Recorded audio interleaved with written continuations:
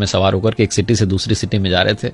Highway पर drive कर रहे थे, नदी पर जो पुल बना हुआ था, जैसे उसको पार किया तो एक लड़की दिखाई दी जो तरबूज बेच रही थी सड़क किनारे।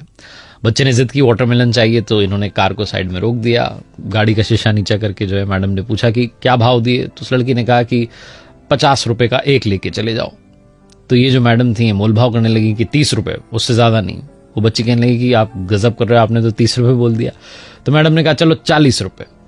तो उस बच्चे ने कहा अरे 40 का तो हमें ही पड़ा है, 45 का मैं आपको दे सकती हूँ। ये भाई साहब जो थे, पति जो थे, मुस्कुरा रहे थे कि क्या ये जिद बहस कर रही है इतनी छोटी सी बात पर। और जो मैडम थी वो मोल भाव में लगी हुई थी।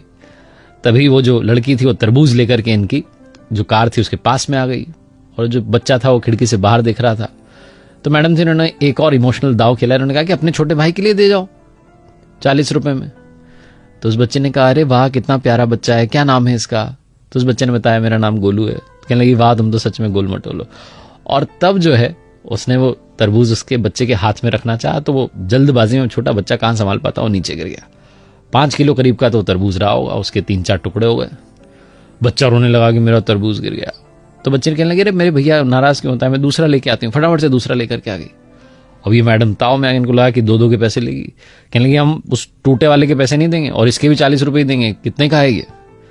उस बच्ची ने कहा, जो लड़की बेच रही थी तरबूज की, मुझे तो आंटी जी कुछ चाहिए ही नहीं, मैं तो अपने छोटे भैया के लिए लेकर आई हूं, मेरी ओर से तोहफा है इसके लिए।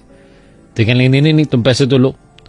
जो पतिदेव थे भी मुस्कुरा कर कहने लगे कह रहे तुम 100 रुपए लो दोनों तरबूज के, टेंशन ना लो। उस बच्चे ने कहा नहीं मैं अब पैसे नहीं लूंगी, आपने कहा ना मेरा भैया है, भैया से पैसे थोड़ा ना लेते हैं।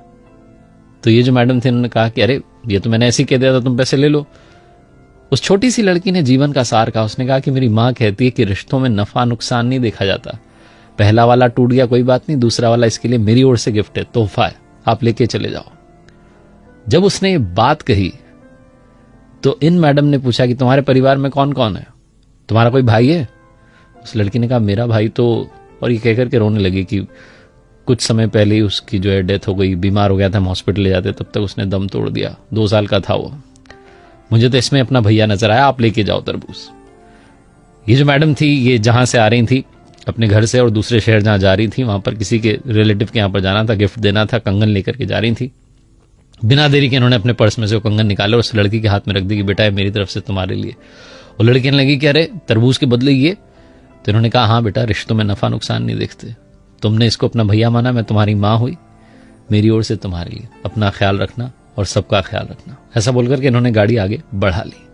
जो पतिदेव थे मुस्कुराते हुए जा रहे थे कि कैसी है मेरी पत्नी, भी थोड़ी देर पहले 10-20 रुपए के लिए मोलभाव कर रही थी और अब इतने महंगे कंगन ऐसे ही देकर के आ गई। इमोशंस भी क्या चीज होते हैं। और तभी इन्हें याद आया जो उस लड़की ने कहा था कि रिश्तों में नफा नुकसान नहीं देखते। बिना देरी के इन्होंने अपने बड़े भाई को कॉल लगाया और बोला कि अरे वो वाला प्लॉट आप रख लो, वो बाजार की दुकान आप रख लो, मुझे नहीं चाहिए, मैं कोर्ट में जो मुकदमा किया हुआ है वापस ले लूंगा। बड़े भाई साहब कहने लगे तुझे क्या हो गया अचानक। तो इन्होंने कहा कि वो भाई साहब मैंने सुन लिया है, अब याद रख लिया है कि रिश्तों में नफा नुकसान नहीं देखते। बड़े वाले भाई साहब भी पिघल के कहने लगे कि अरे मेरे छोटे इतने प्यार से पहले बात करता तो बात आगे बढ़ती नहीं, आजा घर पर चाय पीते हैं और सब सॉल्व कर लेते हैं।